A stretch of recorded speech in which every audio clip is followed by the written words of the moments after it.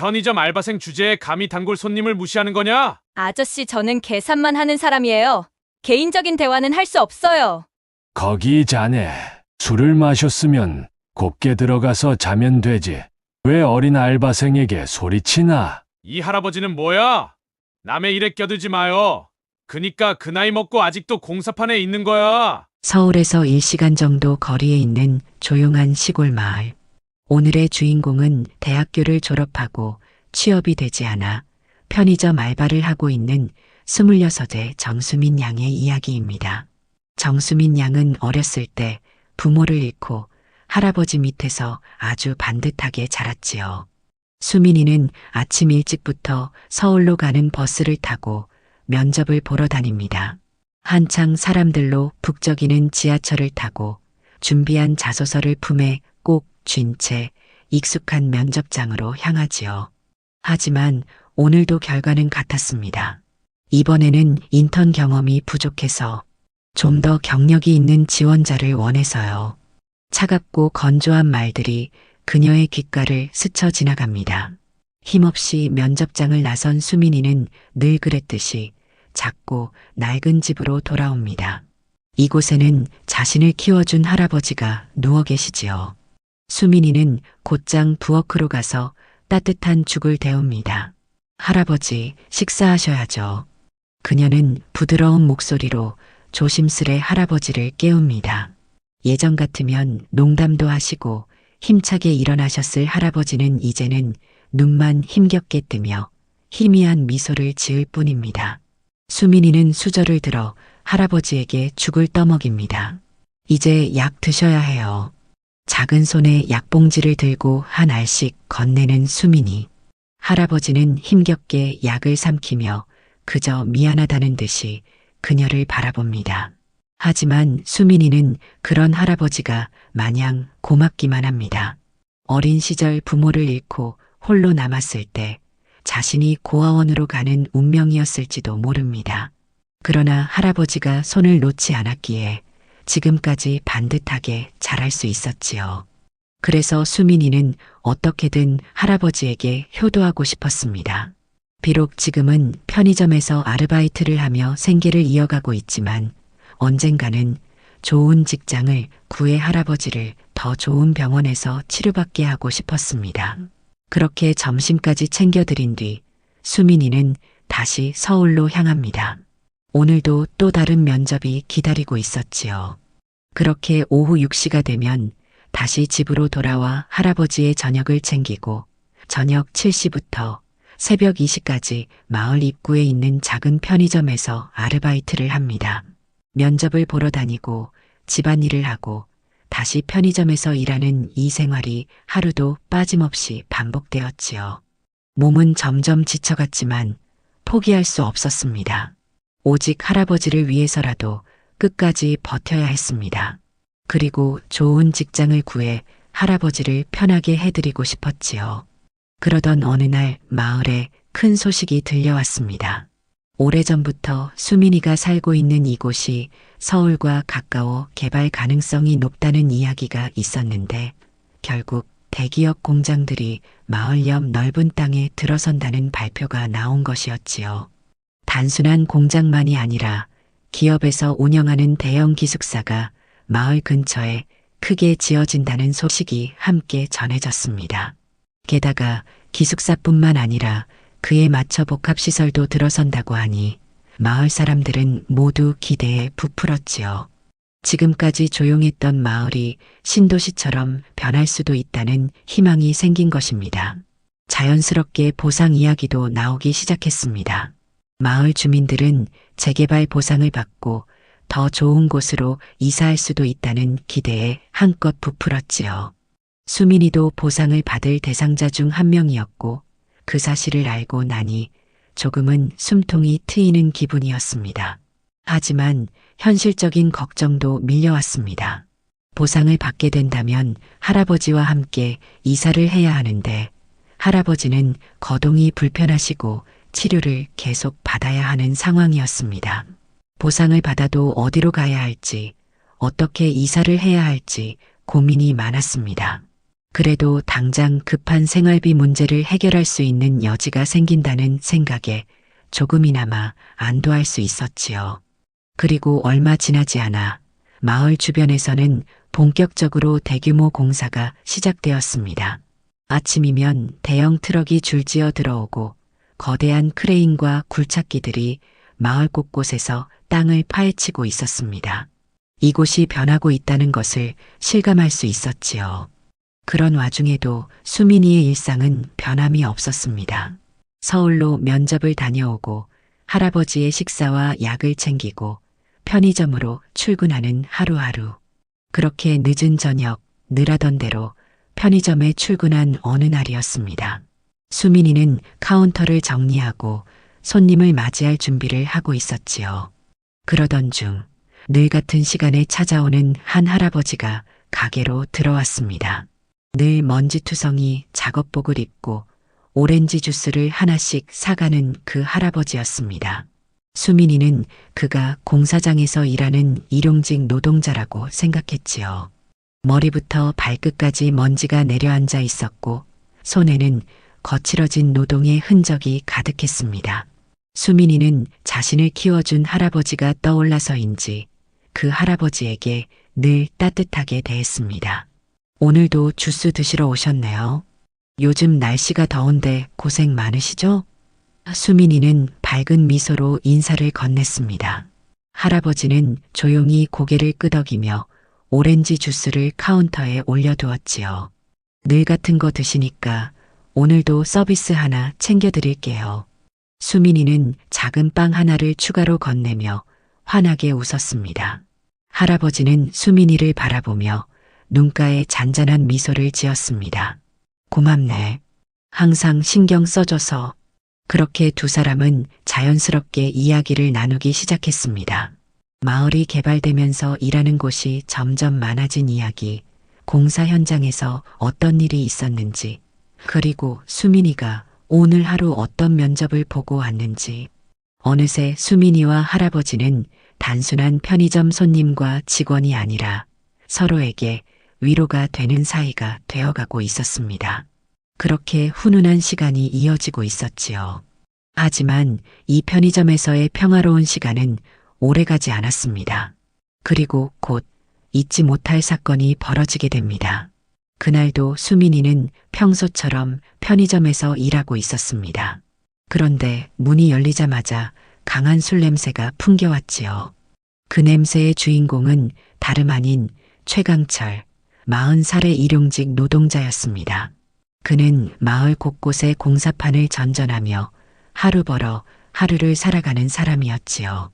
늘 술에 취해 있었고 행동도 거칠어 사람들에게 미움을 사곤 했습니다. 그리고 그런 그가 편의점에 올 때마다 수민이는 내심 긴장할 수밖에 없었지요. 최강철은 술과 담배를 집어들더니 카운터로 다가와 투박한 목소리로 말했습니다. 어이, 알바생. 오늘은 내 기분 좀 맞춰봐야지. 수민이는 억지 웃음을 지으며 계산을 시작했습니다. 최강철은 늘 그러듯이 술에 취해 장난을 치려 했고 수민이는 적당히 넘기려 했지요. 하지만 이번에는 분위기가 달랐습니다. 그는 점점 수위를 높이며 수민이에게 추근덕대기 시작했습니다. 왜 내가 말 걸면 그렇게 넘어가려고만 해? 나 무시하냐? 수민이는 당황했지만 최대한 부드러운 목소리로 말했습니다. 아니에요. 그냥 계산 도와드리는 거예요. 하지만 최강철은 갑자기 언성을 높였습니다. 뭐? 내가 장난치는 게 그렇게 싫어? 재수없게. 내가 여기서 돈 제일 많이 쓰는 사람일걸? 수민이는 불쾌했지만 억지로 미소를 유지하며 대화를 마무리하려 했습니다. 다행히도 최강철은 술과 담배를 챙겨 들고 편의점을 나갔지요. 하지만 찝찝한 기분은 쉽게 가시지 않았습니다. 그리고 곧 한 사람이 편의점 문을 열고 들어왔습니다. 그 사람은 다름 아닌 박인호 할아버지였습니다. 그는 막 술에 취해 나가는 최강철을 힐끗 바라보더니 조용히 안으로 들어왔지요. 수민이는 그를 보고도 여전히 굳어있는 얼굴이었습니다. 그러자 박인호 할아버지는 가만히 그녀를 바라보며 물었습니다. 무슨 일 있었나? 수민이는 애써 웃으며 고개를 저었습니다. 아니에요. 그냥 조금 피곤해서 그래요. 하지만 박인호는 한눈에 수민이의 기분이 좋지 않다는 걸 알아챘습니다. 그는 아무 말 없이 평소처럼 오렌지 주스를 집어들었고 수민이가 건네는 작은 빵을 조용히 받아들었습니다. 그러고는 수민이를 바라보며 의미심장한 미소를 지었지요. 이런 일 오래 안 갈 걸세. 그때는 몰랐습니다.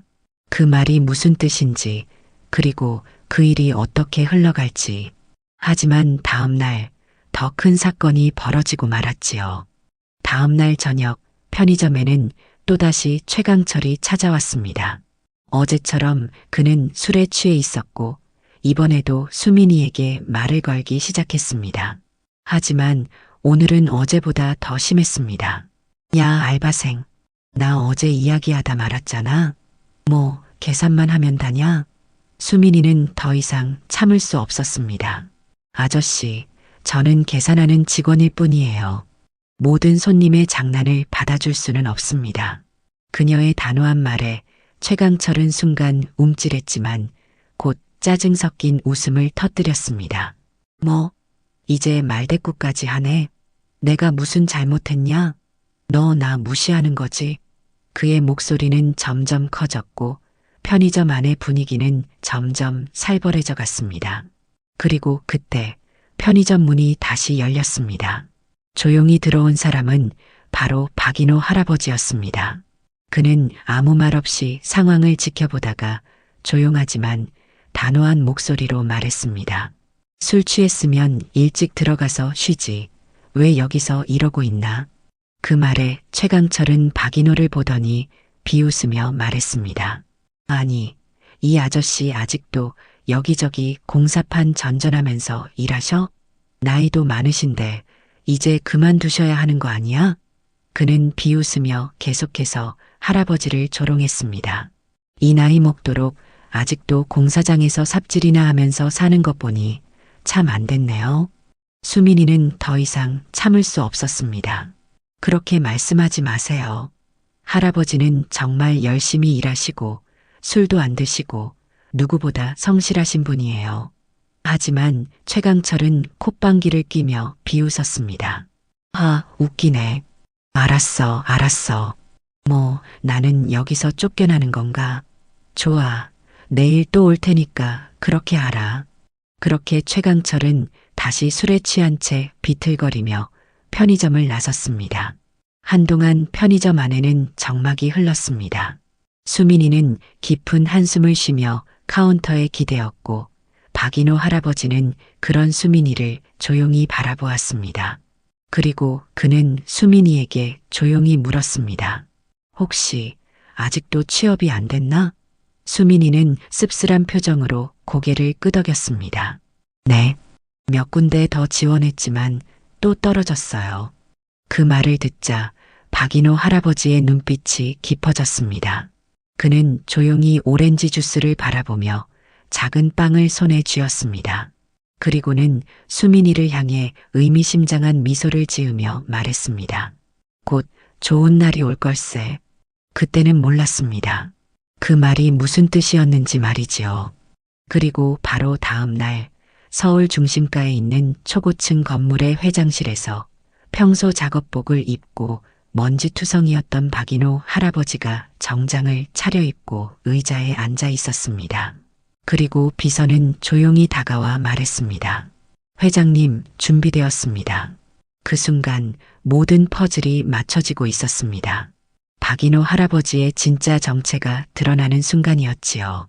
늘 먼지투성이 작업복을 입고 편의점에서 오렌지 주스를 사가던 그 할아버지가 바로 대한민국을 대표하는 건설회사의 회장이었던 것입니다. 하지만 그는 자신이 회장이라는 사실을 함부로 드러내지 않았습니다. 이번 프로젝트는 은퇴를 앞둔 그가 마지막으로 추진하는 대형 설계 사업이었고 무엇보다 해외 유명 건축가들과 협력하는 중요한 프로젝트였기에 더욱 애정이 가는 일이었지요. 그래서 그는 직접 현장을 돌아다니며 작업을 확인했고 진짜 현장 노동자들과 소통하고 싶어 일부러 작업복을 입고 다니며 건설 진행을 챙겼던 것이었습니다. 당연히 임원들은 그가 어디 있는지도 몰랐고 운전기사와 현장 소장들만이 박인호가 회장이라는 사실을 알고 있었지요.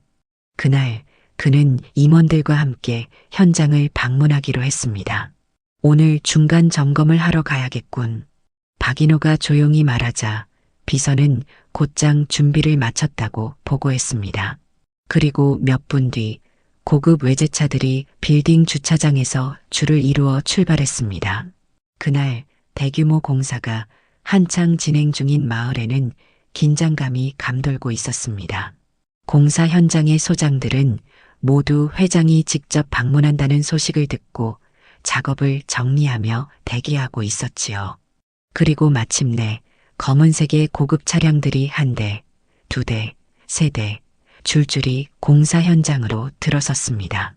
공사장 사람들은 놀란 눈으로 그 장면을 바라보았지요. 그렇게 차에서 내린 박인호 회장은 임원들과 함께 천천히 현장을 둘러보기 시작했습니다. 소장들의 보고를 받으며 건축 진행 상태를 점검하던 그는 어느 한쪽 건물의 전기팀이 작업하는 모습을 보며 조용히 소장에게 물었습니다. 최강철이라는 사람이 있나? 지금 내 앞에 데려오게. 소장은 깜짝 놀라 바로 지시를 내렸습니다. 잠시 후 전기팀 쪽에서 한 남자가 얼굴이 벌겋게 물든 채로 걸어왔습니다. 바로 최강철이었지요. 그는 회장이 불렀다는 말에 허겁지겁 달려와 공손하게 인사했습니다. 회장님, 저를 찾으셨습니까? 그러나 고개를 들어 박인호의 얼굴을 본 순간 그의 표정이 굳어졌습니다. 익숙한 얼굴이었습니다. 어디서 본 것 같긴 한데 그러다 문득 떠올랐습니다. 어제 편의점에서 무시했던 먼지투성이 할아버지. 그제야 상황을 이해한 최강철의 얼굴이 새하얗게 질려갔습니다. 그리고 그 순간 박인호는 조용히 입을 열었습니다. 편의점에서 나한테 이런 말 했었지? 이 나이 먹고 아직도 공사판 전전하냐고. 맞나? 그 순간 주변이 숨죽인 듯 조용해졌습니다. 최강철은 식은땀을 흘리며 황급히 변명하기 시작했습니다. 회장님, 저는 그때 회장님을 몰라봤습니다. 정말 죄송합니다. 제가 실수를 했습니다. 용서해 주십시오. 하지만 박인호의 표정은 단호했습니다. 사람은 겉모습만 보고 판단해서는 안 되네. 내가 누군지도 모르고 함부로 말하는 습관, 그거 아주 안 좋은 버릇이야. 그러고는 곧장 소장에게 지시했습니다. 최강철 이 직원은 당분간 이 현장에 한 발자국도 들이지 못하게 하게. 술을 끊고 나서 다시 오라고 전하게. 최강철은 얼굴이 새파래지며 급히 애원했습니다. 회장님, 한 번만 봐주십시오. 저도 먹고 살아야 합니다. 하지만 박인호는 단호하게 등을 돌렸습니다. 결국 최강철은 공사장에서 쫓겨났고 그를 바라보던 다른 현장 직원들은 숙연한 표정을 지었습니다. 그리고 박인호 회장은 마지막 점검을 마친 뒤 임원들을 향해 말했습니다. 자, 이제 오렌지 주스 한 잔 마시러 가세. 임원들은 당연히 고급 카페로 가는 줄 알았지만 박인호 회장은 뜻밖의 장소를 지정했습니다. 작은 편의점으로 가지. 임원들은 의아했지만 회장의 지시에 따라 그를 따랐습니다. 그리고 잠시 후 검은색 외제차들이 줄지어 편의점 앞에 멈춰 섰습니다. 그때 편의점에서 이제 막 출근한 수민이는 문 앞에서 그 장면을 보고 깜짝 놀랐습니다. 차에서 내린 사람들 중 맨 앞에 서 있는 사람, 바로 박인호 할아버지였습니다. 그러나 오늘의 그는 평소와는 달랐습니다. 먼지투성이 작업복이 아닌 깔끔한 정장 차림이었고 그의 뒤에는 수십 명의 임원들이 따르고 있었습니다. 수민이는 순간 얼어붙었습니다. 그리고 박인호는 그녀 앞으로 다가와 미소를 지으며 조용히 명함을 건넸습니다. 명함을 받아든 수민이는 천천히 고개를 숙여 그 내용을 확인했습니다. 대한민국을 대표하는 건설회사, 그리고 그 아래 쓰여 있는 이름. 회장 박인호. 수민이는 두 눈을 크게 뜨며 믿기지 않는다는 듯 명함과 박인호를 번갈아 바라보았습니다. 할아버지, 아니, 회장님이셨나요? 그녀의 손이 떨렸습니다. 그러자 박인호는 따뜻한 미소를 지으며 말했습니다. 아직 다른 회사에 안 갔다면 우리 회사에 들어오지 않겠나? 수민이는 눈물을 글썽이며 고개를 끄덕였습니다. 저 감사합니다. 뭐든 하겠습니다. 박인호는 옆에 있던 임원에게 조용히 지시했습니다. 이 사람은 정수민 양일세. 내가 직접 면접은 다 봤으니 내일부터 인사팀으로 배정하게. 임원은 깍듯이 고개를 숙이며 알겠습니다. 회장님. 이라고 답했습니다. 그리고 수민이와 박인호는 서로를 바라보며 환하게 웃었습니다. 그렇게 모든 것이 바뀌기 시작했습니다. 그날 이후 수민이의 삶은 완전히 달라졌습니다. 박인호 회장은 그녀에게 양해를 구하며 할아버지의 병원 치료비를 전액 지원해 주기로 했고 서울에서 지낼 집까지 마련해 주겠다고 했습니다. 처음에는 너무나도 큰 배려에 부담을 느꼈지만 박인호 회장은 단호했지요. 그동안 자네가 베푼 따뜻한 마음에 대한 작은 보답일 뿐이네. 결국 수민이는 그의 도움을 받아 할아버지를 서울의 큰 병원으로 모시고 갔습니다. 할아버지는 정밀 검사를 받게 되었고 수민이는 드디어 안심할 수 있었습니다. 그리고 다음 날부터 그녀는 대기업의 인사팀에서 정식으로 근무를 시작했습니다. 출근 첫날 그녀는 거대한 회사 빌딩 앞에서 한참을 서 있었습니다. 매일 이곳을 지나는 사람들을 부러워했는데 이제는 자신이 그 문을 당당히 들어가게 된 것입니다. 마음을 가다듬고 사원증을 목에 걸며 깊은 숨을 들이마셨습니다. 이제 시작이야. 그렇게 그녀의 새로운 인생이 시작되었습니다. 몇 년이 지나 그 마을은 성공적으로 탈바꿈되었습니다. 낡았던 골목길과 오래된 가옥들은 현대적인 도시로 변화했고 편의점이 있던 자리는 대형 복합 쇼핑몰이 들어섰지요. 수민이는 이제 완벽하게 서울 생활에 적응했고 인사팀에서 누구보다 성실하게 일하며 인정받는 직원이 되었습니다. 하지만 그동안 자신을 키워주셨던 할아버지는 결국 병세가 악화되어 세상을 떠나셨습니다.